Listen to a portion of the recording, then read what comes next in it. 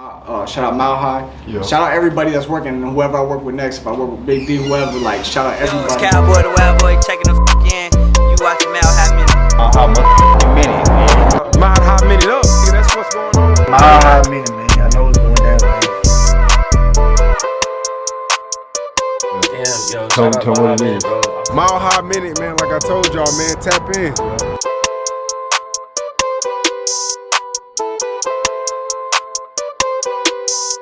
Crazy fucking soulful when you're in the South, bro. Yeah.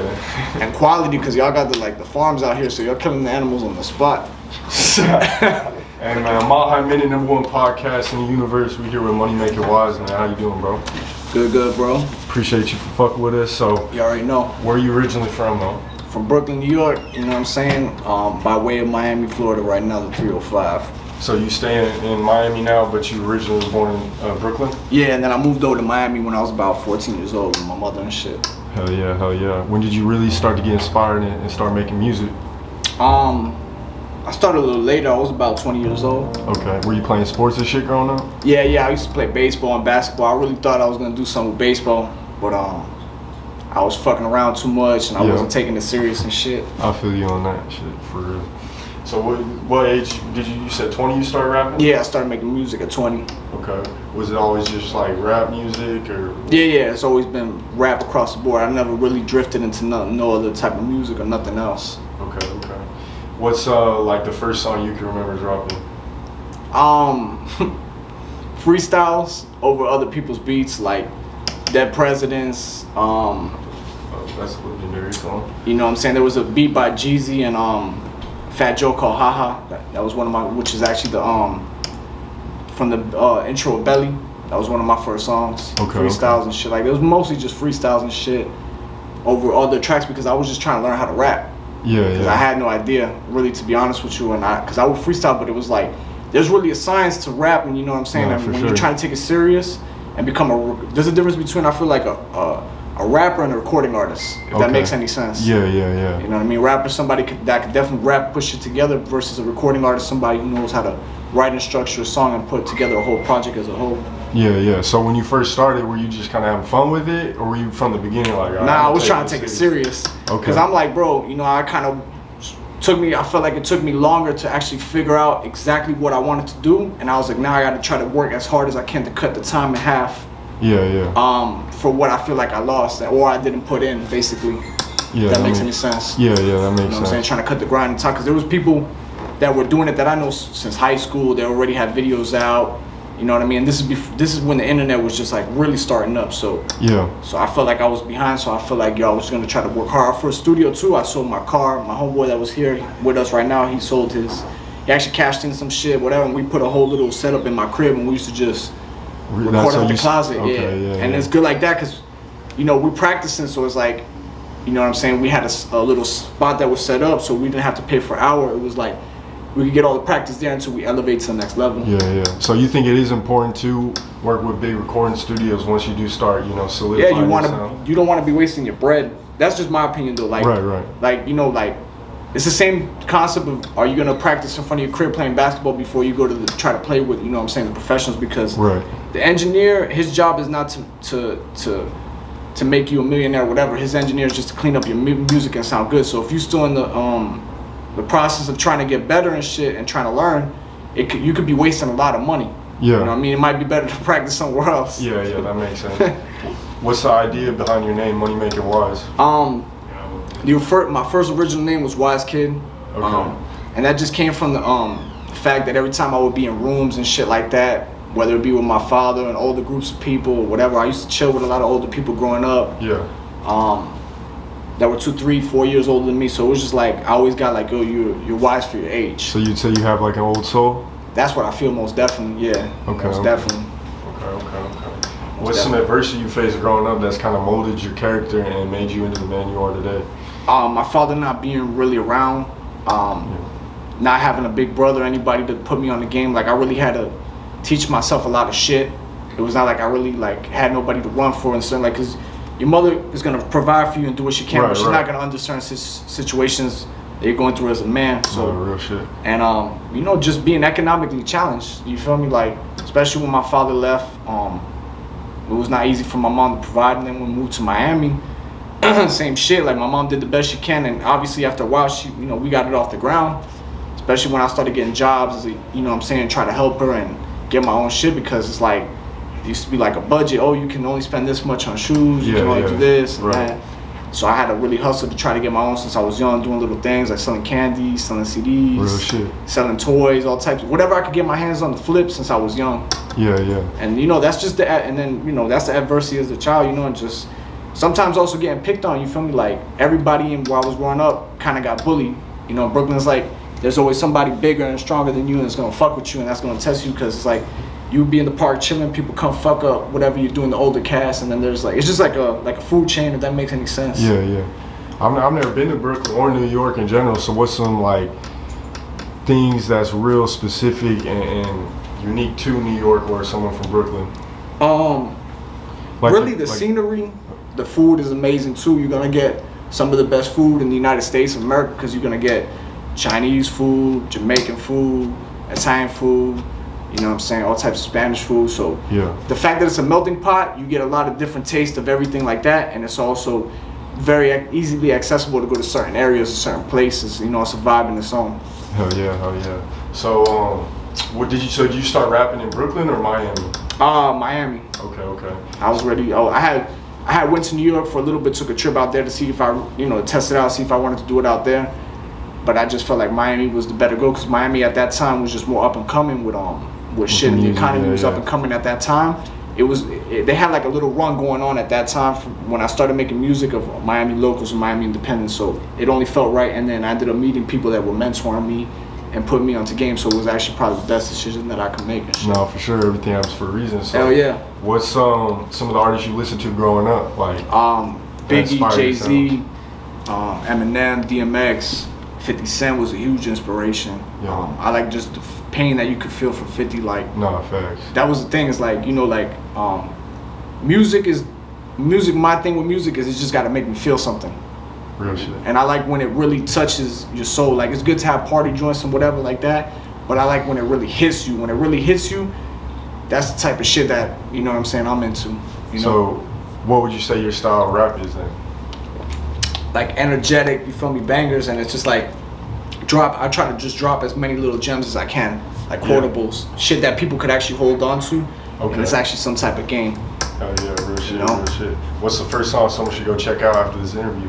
I think 2 songs you should go check out, okay. Or maybe 3, so you can see it's also, I switch it up, so you get some versatility, but I have a song called Since 99, and it's just basically talking about trying to be a dominant independent without, doing the typical shit of signing the deal, this and the third. So when you listen to that, you'll understand, there's a lot of lyrical shit on that song, but then you'll get lyrical shit on that song, but then you go to Charms, which is the one featuring Flip, and you'll just get like a banger, and then you go listen to Body featuring Troy Ave, and then you get a lot of storytelling. So how did the song come together with Flip?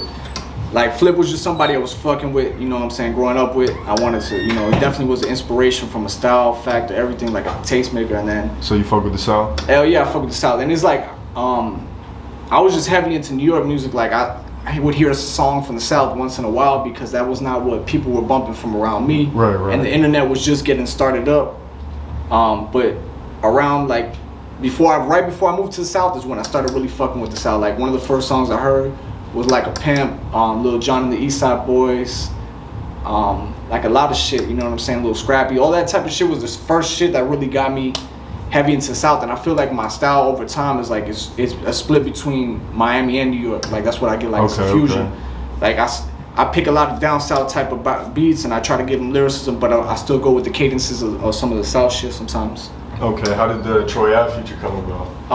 So yeah, I was just I had a lot of respect for Troy Ave's hustle, you feel me? Like, fuck all the controversy and all the bullshit, that's something that's with him and whatever, but when it comes to the hustle, that's what I was really fucking with in the music, and I felt like it was a lot of quality hustler, like, inspirational shit, and he was coming through to do a show in Miami with somebody, like somebody knowing whatever, we was helping him get in touch with the promoter, and he ended up just being at the club. I just was like, yo, I'm gonna try to run up on him and see what we could do, because a year prior I was trying to work with him, and I looked at the price, and just didn't make sense for me as my budget. There's nothing against him. Right. Then you know he had got shot and a whole bunch of shit happened, so his stock was down. No offense to him, because like he couldn't perform, and that's how a lot of people get their money, is to perform and also having machines against them. So with them. So I just ran up on him. I have popped some bottles at the club. Then they came in. His brother ended up knowing me too, like from the gram, was like, yo, he's been showing love on the gram. I didn't even know he had been liking posts. Yeah. So he connected me with Av, and then we spoke, and he was like, you know what, we're gonna do the track. And he looked out, you know what I'm saying, with definitely what, you know what I'm saying, far from the first budget that I would have had to pay for. So it actually was like, you know, like I wanted it earlier, but everything happens on the right time and on God timing. No, for sure. What brings you out to Texas? I'm just out here to, you know what I'm saying, promote the brand, work with more Texas artists, work with more Texas media, more Texas blogs, you feel me, personalities, all that shit, and just keep trying to find opportunities. And I feel like there's a lot of opportunities out here, and a lot of people that is motivated and willing to work. And the independent grind out here, I feel like this is where a lot of the independent grind starting back with Screw, and then it mixing into all the Texas markets. There's one thing I've seen, there's a lot of self-made Texas millionaires with no support from labels or anything else. I think Texas got more, and when the rap market, some of the highest level of numbers of independents that got money without any type of support, going to TSF, this one, that one, you know, like a lot of self-made 100,000 millionaires. No, that's facts. Even, you know, from a blogger standpoint, I come from Denver. I come out here and I'm seeing blog after blog. You know what I'm saying? Like, we here because of Dallas Global Media. Shout out to him. You know what I'm saying? Shout it's like, Dallas Global. You know, I came here and then I just met you, and we doing our thing. It's like a beautiful thing that everything is just connected, and people like you said, people on the grind. No, period. Shout out Dallas Global, man. Without them, I wouldn't have this interview. So make sure you go follow Dallas Global on everything. ASAP. Yep. So, man, what's some other shit some people should check out, man? You got any singles coming out? Any tapes? Anything for the people to look forward to? I got a tape on the way that I'm only going to be selling hard copies of in the beginning. A couple more singles, another big feature that everybody's going to have to be on the lookout for. Definitely out of Houston, though. But right now, we'll just go check out that Charm video featuring Lil Flip, ASAP, and see what we're working with. Like the quality of visuals, you know, I was even surprised at what we're doing, you know what I'm saying? Like, because it's just like you do going through the motions and shit, and every time when you're working harder, it just feels like the level, when you keep pushing yourself with the right individuals, you're just gonna be working with the A players and shit, and they're gonna surprise you with the quality of work that you're getting. No, that's facts. You just do that Flip one down here? We shot it actually last year, exactly at this time on Nipsey's birthday. Oh, okay, man. You know, I didn't even know it was Nipsey's birthday when we shot it too. Like I know, you know what I'm saying, Nip, but I didn't know it was his birthday. But we shot it last year, and we were trying to come down early and release it earlier, but the COVID, you know, fucked shit up. But we up and going for the last 3 months real strong, you feel me? Yeah. Just putting out mad content, 3 music videos in less than a year, you know what I'm saying, 5 singles, about to drop another single in the tape before the year's, 2 singles in the tape before the year's over. Hell yeah. I'm seeing the WrestleMania shirt. Hell yeah. You watch wrestling growing up and shit? Hell yeah. You know what I'm saying? That was you know what I'm saying? Like, this era was the beginning of it, but the real era that I was into was the Attitude Era. You know what I'm saying? Stone Cold, The Rock, you know, all that type of shit, Undertaker. But I got love for all these people here that were like, I remember having the first game that they had with them and shit on PlayStation that was actually the retro from the arcade game. But I fuck with the wrestling heavy, you know what I'm saying? Like, Stone Cold was definitely my favorite wrestler, and so was The Rock and shit. I keep hearing you talking about like the independent shit going on down here. Right. What's like your opinion on, you know what I'm saying, going and doing an interview with like an independent blog or going and doing an interview with like a radio station? What are some pros and cons with both? I've done something with like a local radio station one time. There were I guess underground radio. Yeah. But and I've never fucked with like the, you know, the corporate shit. But I'd rather fuck with the you know, if you want to put it the underground blogs and shit like that, because I feel like they're gonna give you a real, you know what I'm saying, take. Right. And a real shot, not some bullshit trying to get clout to try to run the numbers up. Yeah. Like they're really gonna give you a real, you know what I'm saying, shot, and everybody's on their grind on no Hollywood shit. I haven't got the Hollywood vibe from none of the people I've been working with these last 2 trips I've been to Texas. No, that's some real shit, man. Coming from another outsider or out of towner, man. It's been nothing but love since I've tapped in here. That's what I'm saying. That's why I had to come back again, and I'm definitely already I feel like I've been out here for 4 days already. And I feel like I have enough time and enough hours in the day. You know what I'm saying? Every time I'm out here, I feel like I'm gonna have enough hours in the day. Like we want to be doing shit, and it's just we have the energy, but there ain't enough time with everything that's going on, or we running around town. And you know, Texas is huge.